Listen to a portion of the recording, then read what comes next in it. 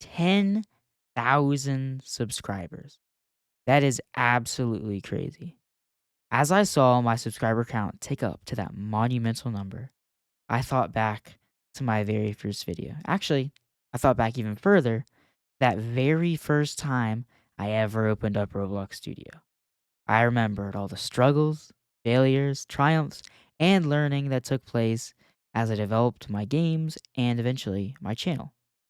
So, to celebrate 10,000 subscribers, I'm going to take you on a journey through my development history because it's a very interesting story, very unlikely occurrence that just shows you how each and every one of us has hidden talents and potentials that we just are waiting to be unlocked. And it just shows you how a little bit of work and a dream can get you very far. Also, we will talk about towards the end of the video what the future holds for the Be Ricey YouTube channel and what kind of content I'll be making in the future. Don't worry, it'll still be Roblox, but we might expand it. So just stay tuned for that. But like the video if you enjoyed it. Subscribe to my channel so we can reach that next big milestone. But without further ado, let's get right into the video. So, my Roblox development journey started in late 2018, where I was a bored eighth grader, as most middle schoolers are. The thing I looked forward to most was playing video games on the weekend, and I could care less about school. So, our school had this book fair where you could, get books. And, I liked books a good bit. I still read a good bit of fiction. But there's, like, other random, like, fringe books there, and one of them was a Roblox book. And up to that point, me and my friends played Roblox, like, as a joke throughout middle school. I used to play a lot of Roblox when I was, like, late elementary school, like, 4th, 5th grade, because I had, like, a crappy laptop that couldn't really run any other games, and so I used to, grind different games like, Phantom Forces, like, all the classics of that, like, Roblox era. But I found this Roblox book and I said to my friend, I'm like, "Hey, let's get this book. It'd be pretty funny because it's a Roblox book because Roblox is funny." Because, like, there's a lot of really funny Roblox games and, like, it was a joke game because, like, we were serious gamers back in the day. Like, we were playing, like, Rocket League and occasionally, like, Rainbow Six Siege. Like, we were playing, you know, AAA titles, and this Roblox, it was a joke. So, $15, we got the book, and I thought that was the end of the story. But then I actually read the book because I was bored, and it was like, "Oh, learn how to make a game," and I'm like, "You know what? It'd be funny if I created a obby." Because, we grew up playing obbies, like all the joke ones, like, Escape, like the clown or whatever, and I'm like, "What if I could make an obby?" I feel like that'd be pretty funny, show it to my friends, do it in a couple days, and be like, "Ha, I'm a game developer." And so I tried it. I downloaded Roblox Studio. I opened it up and I'm like, okay, step one, create a death brick. Like, should be pretty easy, right? So I created a part and then I changed the dimensions to look like a death brick. I set the color to red. I set the material to neon, and then I tried it out and I stepped on it and I didn't die. And I'm like, why didn't I die? And so I was like, okay. And I'm pretty savvy with technology, right? So I looked around in the menu to see if I could find, like, make part killable or like a killable object that you could put in the part or whatever, but I couldn't find it.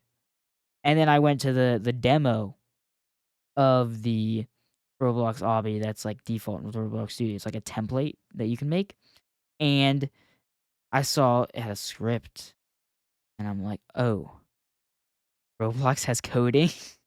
I had no clue what this script was, and I'm like, "Okay, that's pretty scary. I didn't really sign up for this." And so after that, I became a little bit discouraged, and I played around with some free assets a little bit later, and then closed Roblox Studio for a while. Then fast forward a couple weeks or month, I can't really remember. I actually came back because I was, like, super bored. I needed something. Like, I was playing a lot of video games, but, like, I need something else to do. I was watching a lot of YouTube, but, that can only fulfill you so much. So I'm like, okay, I know this scripting thing, and like I need to get good at it. So I tried to, I found this resource called Hour of Code 2014. 4 videos. The basis of my Roblox programming started in those 4 videos with the incredibly soothing voice of, I think his name was like Eurus McSparks or whatever. And he taught me the basics of scripting. And it was like simple stuff like changing part properties and, like making a cannon. But a lot of the concepts he taught, and he taught it in such a way where like you're working on projects, so it was engaging. A lot of those concepts were applicable over a wide range of different game mechanics and features. I thought it was really cool that he was teaching us by actually making little useful objects that can do stuff.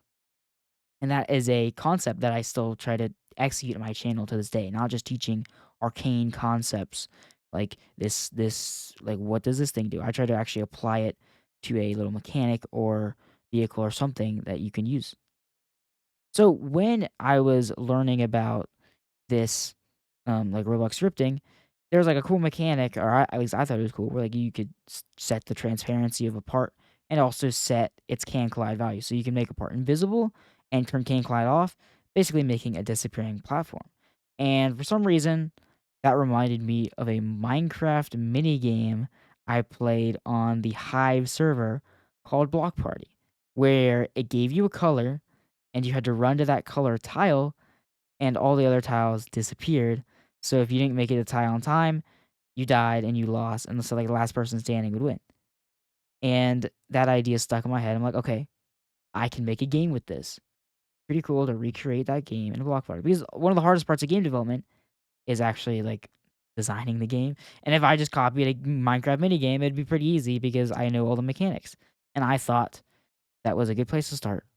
And so Color Chaos, my very first game, was born. So the going was rough on my first game because learning anything new, like a whole new game engine, is always tough. And I was struggling like with my knowledge of scripting because I only watched those 4 videos, not any other videos on YouTube. And I was just like looking through dev forum posts, trying to like certain questions, trying to solve each individual issue. And it took me like for example, it took me a couple of weeks of code to like write a script to generate 16 unique random numbers, which I could do probably in 5 minutes today. It's actually a pretty interesting challenge. If you haven't tried it, just check it out. It takes a lot more thought than you'd expect. And it also took me like over a month to figure out how to get my GUIs to update for each client. And because I had no clue how client server systems worked or like remote vents or replicated storage. So I think I was initially trying to change the text of a text label that was within starter GUI, which obviously doesn't work because it gets replicated each client. But I had no clue, and I was just kind of like wading through like deep water, like with blindfold. I had no clue what I was doing. But that all changed when I found a video by Alvin Blocks called like a status bar tutorial. And up to that point, I had not been using any Roblox YouTube, but I found his channel and I was looking at his videos and I'm like, oh my gosh, this is a gold mine. And so I kept on looking through his channel after I, used a status bar tutorial to fix my GUI change issue.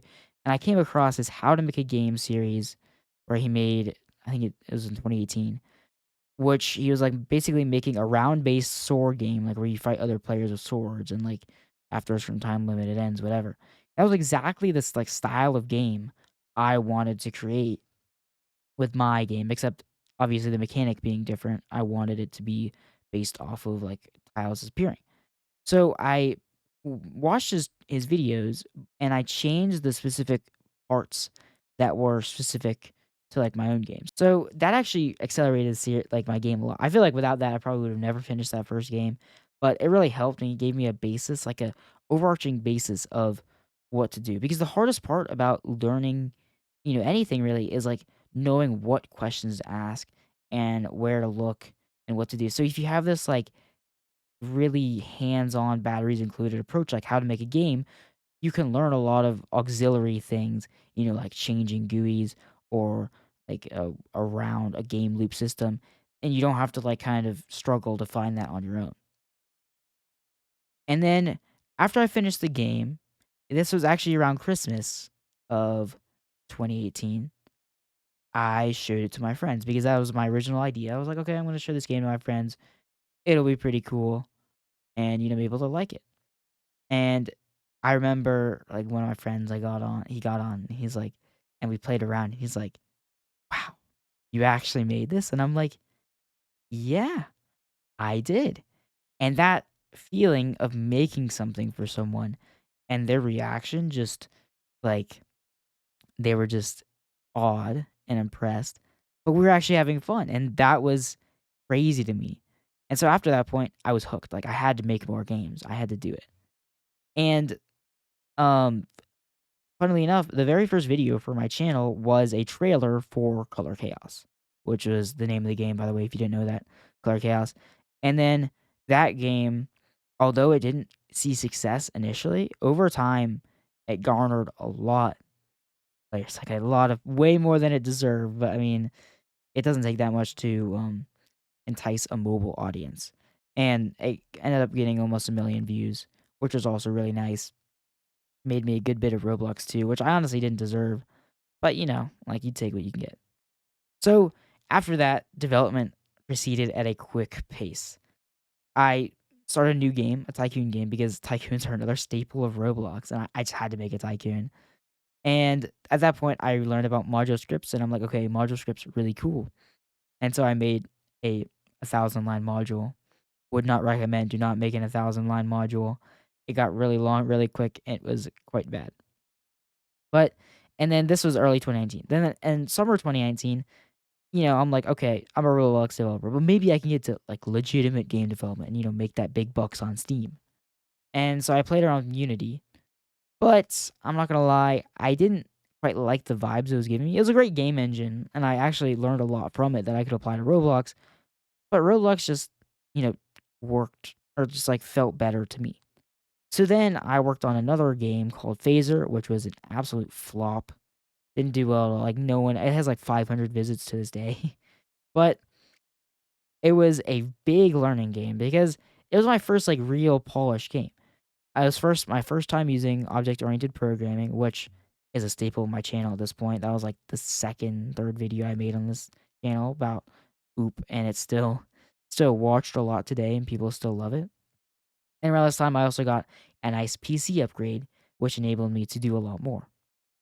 So then, early in 2020, after learning about the success or realizing the success of my first game, Color Chaos, I decided not to reinvent the wheel and I guess I did reinvent the wheel, and by making a sequel that was just the same game, but just like 10 times better, like different game modes, a lot more things like polished with tweens and like a better shop and a cooler lobby and just all the stuff. And that was also a very successful game. I don't know why the games are so successful. Those little mini games actually do really well. Would recommend if you're targeting a mobile audience. And this is about the time where I transitioned from like a beginner slash intermediate scripter to more of an advanced scripter. And like using tweens, modular design, like with object oriented programming, classes. And around this time, what else hit was the pandemic, like March 2020, and we were off school.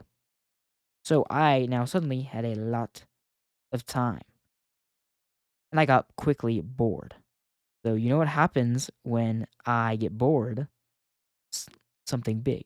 And this is when the BRIC YouTube channel, as we know today, was born. And the rest is history. As I created videos for my channel, I got nice, helpful comments and encouraging comments that allowed me to keep on going, keep on producing videos to get to this point of 10,000 subscribers. So I want to thank you all for helping me get to this point through each and every video, especially the big ones that everyone seems to love, like the object oriented programming series, the Tycoon series. And I'm really thankful that I'm able to help all of you and receive your support and receive your positive feedback at the same time. It's really, really cool thing that we can do these days because YouTube can be used for a lot of, like, negative things, but I'm glad we're able to create something positive and helpful among everything else that goes on with social media. So, going forward, I just wanna let you know that recently I have not been uploading a lot because I've just been super busy between school, wrestling, and college applications. So, my upload schedule has not been actually hasn't been existent at all. So, going forward, I definitely want to continue making Roblox content. I wanna try to make it as quickly as possible, but again, school comes first, wrestling comes first, because it'll be my last year since now I'm a senior in high school. But this channel, I have no plans to stop anytime soon. I'm going to college next year. I'll probably have a little bit more time, hopefully, to work on it. And I'm definitely never, ever losing the premise of Roblox tutorials because although I've played with devlogs, I've played with showcases, and they're fun, I'm first and foremost a Roblox tutorial channel, and I'll continue to do that. I'll continue to make advanced content using the external tools like Rojo and all of the others like Fusion, which is coming up, and Matter, Knit, whatever. So just keep those comments up on what you want. And I might experiment with making beginner content if everyone wants it because one of my beginner videos is pretty popular. So we'll see how that goes. And I also have plans for a big, like, how to make a game series coming in the future, which would be pretty cool. Hopefully, it'll be a big hit like the Tycoon series was. But as well as this, over the time I've made this channel, I've gotten into a lot of like language development. Like, I've played with Haskell, which is a functional programming language. A lot of fun. I would highly recommend using a functional language like Haskell, Clojure, Elm, or OCaml. And I've also played around with a little bit of systems languages like Rust. So I might make some little side videos just talking about them, maybe like a project that I'm doing because that stuff's pretty fun. I mean, I can obviously relate it back to Roblox, but it might be good to be a holistic programmer because what I've noticed every time I go to a different software or framework or game engine and I come back to Roblox, I learn so much because everything in the programming ecosystem has something to offer to your own specialization. So if I find a way to relate that, I'm definitely gonna post some content. If you want to see any like other non-Roblox content, just let me know, and I will consider it. Maybe add it to my project list. But with that, make sure to subscribe to my channel so we can reach that next big milestone. And like this video if you enjoyed it. Make sure to comment any suggestions you have for future content or any questions you have maybe about like my story and what happened with that. But I hope you learned from what I've done. I hope you guys have the best of success in your development journeys going forward. And I greatly, greatly appreciate all of the support I've received thus far and hopefully will receive in the future. So let's end it like we always do. And I hope you have a nice day and goodbye.